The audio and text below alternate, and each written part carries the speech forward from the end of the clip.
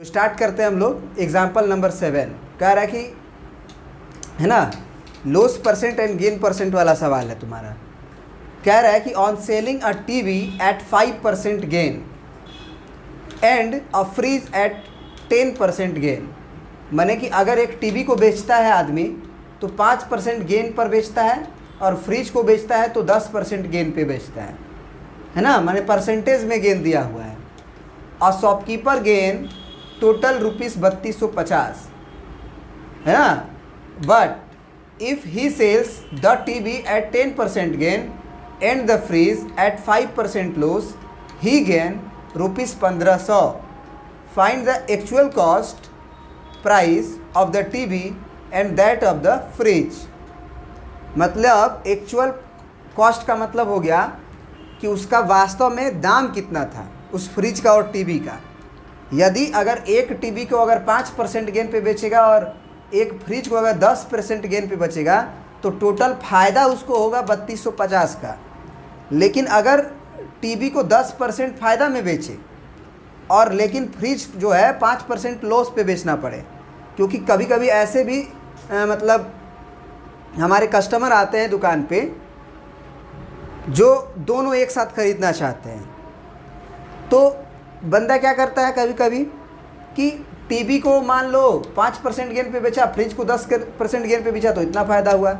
लेकिन क्या हुआ कि दूसरे केस में कस्टमर ने का मन हुआ कि उसको टीवी लेने का ज़्यादा मन है, टीवी में इंटरेस्ट ज़्यादा है। तो दुकानदार समझ गया कि टीवी लेने का मन इसको ज़्यादा है, तो टीवी पे वो अपना गेन परसेंट बढ़ा दिया। लेकिन उस बंदे को फ्रिज लेने का मन नहीं है। अब अगर फ्रिज लेने का मन नहीं है तो बेचारा लेना तो दोनों चाहता है, लेकिन उसको लग रहा है कि फ्रिज जो है वो ज़्यादा में बेच रहा है, तो सोच रहा है कि 5% चलो ना लो से खा के बेच देते हैं, दोनों तो बेचा जाएगा, टीविया और फ्रिजवा दोनों तो बेचा जाएगा, और नहीं तो कुछ नहीं बेचाएगा। तो अगर ऐसा कर रहा है कि टीवी पर 10% फ़ायदा रख रहा है और फ्रिज पे 5% लॉसे रख रहा है, तब पर भी उसे 1500 फ़ायदा हो रहा है। बात समझ रहे हो? मतलब शॉपकीपर कभी कभी किसी चीज़ पे नुकसान भी सहता है, क्योंकि उसके बदले एक और चीज़ बेचाता है उसका, जिस पे वो कुल मिला के दोनों देखता है फ़ायदा, तो दोनों मिला के कुछ ना कुछ फ़ायदा उसको हो जाता है। तो कहता है चलो कुछ फ़ायदा ही ना आ रहा है, घाटा तो नहीं हो रहा है। तो एक्चुअल में अगर ये दोनों कंडीशन आपको होल्ड कर रहा है तो कह रहा है कि find the actual cost price of the TV. वास्तव में टीवी का कितना दाम था, and that of the fridge, और फ्रिज का कितना दाम था। मान लेते हैं, हमको नहीं मालूम है, हम मान लेते हैं। कॉस्ट प्राइस को ही सीपी बोलते हैं, याद रखना। Let the actual cost price of TV be ₹X and the actual cost price of fridge be ₹Y। ठीक है। अब एक फार्मूला आपको मालूम होना चाहिए गेन परसेंट का और लॉस परसेंट का। तो गेन परसेंट का फार्मूला क्या होता है आपका? Gain upon CP into 100। और लॉस परसेंट का फार्मूला भी क्या होता है आपका? बस ऊपर लॉस अपॉन CP इंटू 100 है ना। यहाँ पे चलिए, तो ये दोनों फार्मूला आपको आना चाहिए। नहीं आता है आप लिख लीजिए। अब आगे देखिए, सबसे पहले बोला है कि on selling a TV at 5% gain. तो सबसे पहले टीवी पे फॉर टीवी गेन परसेंट का फार्मूला आप जान ही चुके हैं। तो गेन परसेंट बराबर फॉर टीवी के लिए 5% गेन कर रहा है, तो 5 is equal to gain upon CP। हमको नहीं मालूम है कि गेन कितना कर रहा है टीवी पे, बस परसेंटेज में गेन हमको मालूम है कि 5% है। तो गेन अपॉन CP, तो टीवी का CP कितना है? CP ऑफ टीवी भी ₹X, तो ये X लिख देंगे। और इंटू 100 यहाँ परसेंटेज नहीं लिखाता है, क्योंकि ये जो गेन परसेंट है ना वो परसेंटेज यहाँ आता है। ये परसेंट को आप डिवाइडेड बाई 100 लिखते हो, वही वाला 100 इधर आ जाता है, तो इसीलिए ये 5 को 5 ही रहने देंगे। अब यहाँ पे देखिए, अब यहाँ से हम बोले कि गेन कितना होगा, गेन तो तुम्हें क्या करना होगा, x को और 100 को उधर भेजना होगा। तो x ऊपर जाएगा, यहाँ से काट ना दो इसको, ये भी ऊपर ये भी ऊपर, कट जाएगा, 5 दूना 10 0। तो गेन का वैल्यू हो जाएगा x/20, क्योंकि x न्यूमरेटर में जाएगा और 20 डिनोमिनेटर में। तो गेन ऑन टीवी कह सकते हो, गेन ऑन टीवी, टीवी पे जो गेन हुआ वो x/20 रुपया हुआ। ठीक है ना। अब लिखते हैं for fridge, for fridge, fridge पे क्या हुआ, तो फ्रिज पे बोला है कि 10% गेन लिया है, तो 10% लिखो। फार्मूला तो यही है, 10% बराबर 10 गेन अपॉन CP अपॉन 100। तो ये हो गया 10, परसेंटेज तो लिखेंगे नहीं, और ये हो गया गेन ऑन फ्रिज कह सकते हो F, और डिवाइडेड बाई CP किसका, फ्रिज का। तो फ्रिज का कॉस्ट प्राइस कितना माने हो, Y, ये Y हो गया, इंटू 100। तो यहाँ से 0 से 0 काट दो, तो यहाँ से गेन ऑन फ्रिज कितना आ जाएगा हमारा, gain on fridge is equal to Y उधर 10 नीचे, तो Y/10 है ना। Gain on fridge is equal to Y/10 हो गया। अब यहाँ पे पहला केस में बोला कि अगर 5% गेन पे टीवी बेचा और 10% गेन पे फ्रिज बेचा तो टोटल फ़ायदा उसको इतना हुआ, टोटल प्रॉफिट इतना हुआ 3250 का। तो ये जो प्रॉफिट है गेन ऑन टीवी वो x/20 है। अब ये परसेंटेज हट गया, परसेंटेज हट गया, x/20, और गेन ऑन फ्रिज जो होगा Y/20। मतलब ये हुआ कि टोटल फ़ायदा ही हुआ है हमारा दोनों पे मिला के।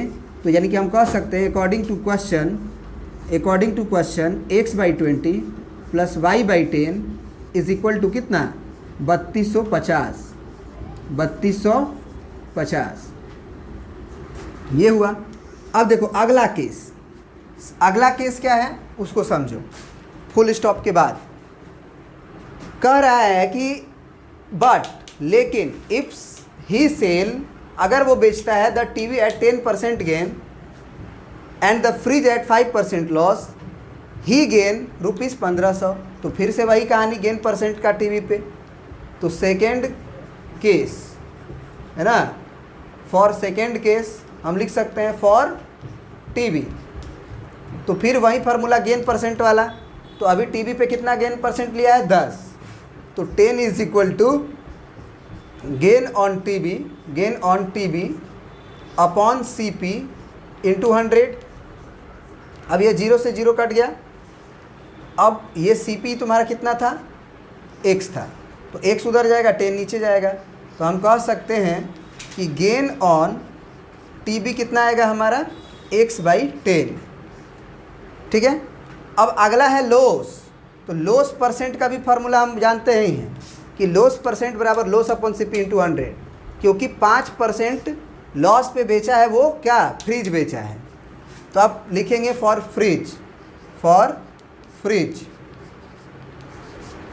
फ्रिज।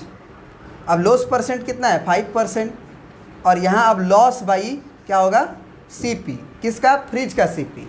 तो फ्रिज कितना में खरीदा था, Y रुपया में माना हुआ है, और इंटू 100। तो यहाँ से काटो, 5 एकम 5, 5 दूना 10 0। तो ये Y ऊपर और 20 नीचे। तो लॉस तुम्हारा आएगा, लॉस जो है वो आएगा Y/20। अब देखो टीवी पे फ़ायदा वो कमाया x/10 रुपये, और फ्रिज पे उसको घाटा हुआ Y/20। तो जो फ़ायदा कमाया है वो किस में से कमाया होगा, टीवी के ऊपर। तो टीवी का जो दाम है वो ज़्यादा उस पर कमाया होगा, और लॉस हुआ है इतना का, तो वो मेकअप करेगा किस में से, टीवी में जो फ़ायदा कमाया उसमें से।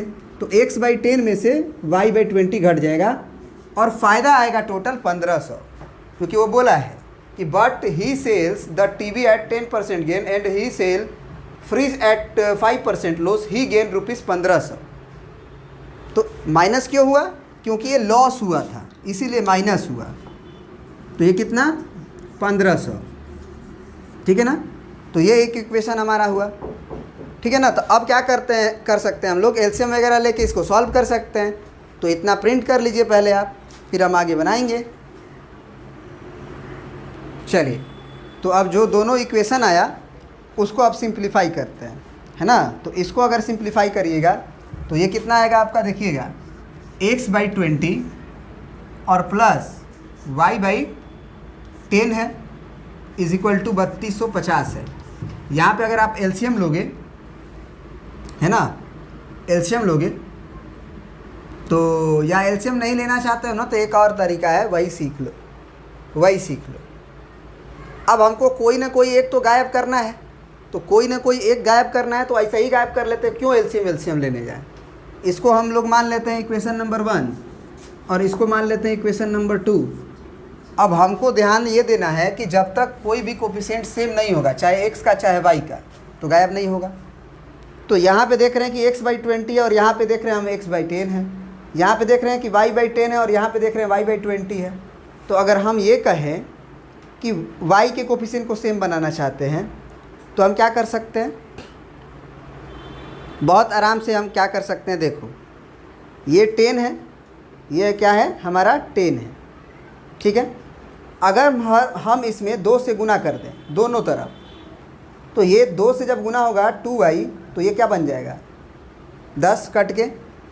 तो हम लोग क्या करते हैं कि इक्वेशन 1 में कुछ छेड़छाड़ नहीं करते हैं, लेकिन इक्वेशन 2 में हम 2 से गुना कर देते हैं और जोड़ देते हैं दोनों इक्वेशन को। तो इक्वेशन 1 में हम कोई छेड़छाड़ नहीं किए, x/20 है रहने दिए, y/10 है रहने दिए, और ये 3250 हो गया। आप एलसीएम लेके भी काम कर सकते हो, आंसर आएगा। दूसरे इक्वेशन में हम 2 से गुना कर रहे हैं, तो 2 से दोनों तरफ गुना करना पड़ता है। तो ये जब पहला में गुना करेंगे तो ये हो जाएगा 2 × x/10, तो 2 से गुना होगा तो 2 × 5 = 10, 5 बार में कट जाएगा, तो ये हो जाएगा हमारा x/5। फिर माइनस इसमें 2 से जब गुना करेंगे तो 2y है, y10 है, 20 है, तो ये कट जाएगा, कितना आएगा 10, तो ये हो जाएगा y/10। क्यों किए, क्योंकि ये दोनों सेम करना था। अब इधर अगर 2 से गुना करेंगे तो ये कटेगा नहीं, ये 15 दूना 30 हो जाएगा, यानी कि 3000, सॉरी 30,000, 15 दूना 30, तो 30,000 हो जाएगा, ठीक ना, बहुत बढ़िया। अब इसको जोड़ना है, तो ये वाला जोड़ेंगे तो ख़त्म कहानी। फिर ये हो गया हमारा x/20 अब प्लस x/5, और RHS में ये हमारा कितना है, तो ये 3250 में हमको 30,000 जोड़ना होगा, ठीक है ना। 3250 में हमको 3000 ही होगा, क्योंकि हम 2 ही से न गुना कर रहे हैं, 20 से थोड़ी कर रहे हैं। 15 दूना 30, हाँ सही है, 3000 होगा। तो ये कितना हो जाएगा, जोड़ेंगे तो 6250, 6250। अब यहाँ पे आप क्या कर सकते हो कि एलसीएम ले सकते हो, तो 20 हो जाएगा एलसीएम, ये x प्लस 5 के 20, ये 4x इज इक्वल टू 6250। तो ये हो गया तुम्हारा 5x, और ये 20 को उधर भेजोगे तो 6250 इंटू 20, ये x बराबर क्या हो जाएगा अब 6250 इंटू 20 और डिवाइडेड बाई 5, है ना। तो ये 5 जो है, आप 5 से इसको काट दो, इसको 5 के 20 4 बार में। अब 4 से गुना करो तो ये 0 आएगा सबसे पहले, तो फिर 5 के 20 हाथ में लगा दो, 4 दूना के 8, 2 10, और 6 के 24 और 1 25। इसका मतलब x का वैल्यू आ गया 25,000। तो x किसका कॉस्ट प्राइस था, the actual cost price of TV, यानी टीवी जो है वो 25,000 का था, ये निकल गया। अब यहाँ से हमको y का वैल्यू निकालना है, तो इक्वेशन 1 अच्छा है, इक्वेशन 2 किसी का हेल्प ले लेंगे। तो चलिए हम लोग इक्वेशन 1 से ही निकालते हैं, ठीक है ना। तो यहाँ भी आप प्रिंट कर लीजिए फटाक से, क्योंकि हम मिटाएंगे थोड़ा सा। चलिए अब हमारा इक्वेशन नंबर 1 क्या है, x/20 अब plus y/10 is equal to 3250। हमारा जो वैल्यू आया है x का वो क्या है 25,000, तो x का वैल्यू हम लिख देंगे 25,000, और y/20 plus y/10 is equal to 3250, है ना। अब जो है कुछ लोग क्या करेंगे कि वो 20 से ही काट देंगे, हम 20 से नहीं काटेंगे, हम 2 से काटेंगे। 2 दहा में 20, और यहाँ हो जाएगा 2 एकम 2, 2 दूना के 4, फिर 1 0, 2 5 10, फिर 00। क्यों हम केवल 10 से डिवाइड किए 2 से, क्योंकि हमारा 10 10 एलसीएम सेम हो जाएगा, तो हमको काम कम करना पड़ेगा। अब 10 10 एलसीएम हो गया तो ऊपर निश्चित रूप से डायरेक्ट प्रिंट कर देना है, 12,500 अब plus y is equal to 3250। अब 10 को उधर भेजो, है ना, तो 12,500 plus y is equal to 32,500, क्योंकि 10 से गुना होगा तो y बराबर क्या हो जाएगा तुम्हारा 32,500 अब माइनस 12,500, क्योंकि उधर जाके घटेगा तो यही घटा लो। 0 0 0 0, 3 में से गया 2, तो y का वैल्यू हो गया 20,000। मतलब y किसका वैल्यू था, फ्रिज का, एक्चुअल प्राइस ऑफ फ्रिज। तो फ्रिज का दाम 20,000 था और टीवी का दाम 25,000 था। तो आंसर में जब हम लिखेंगे तो ऐसे लिखेंगे कि the actual cost of TV is equal to 25,000 and actual price of fridge is equal to 20,000। ठीक है ना, इसको प्रिंट कर लीजिए।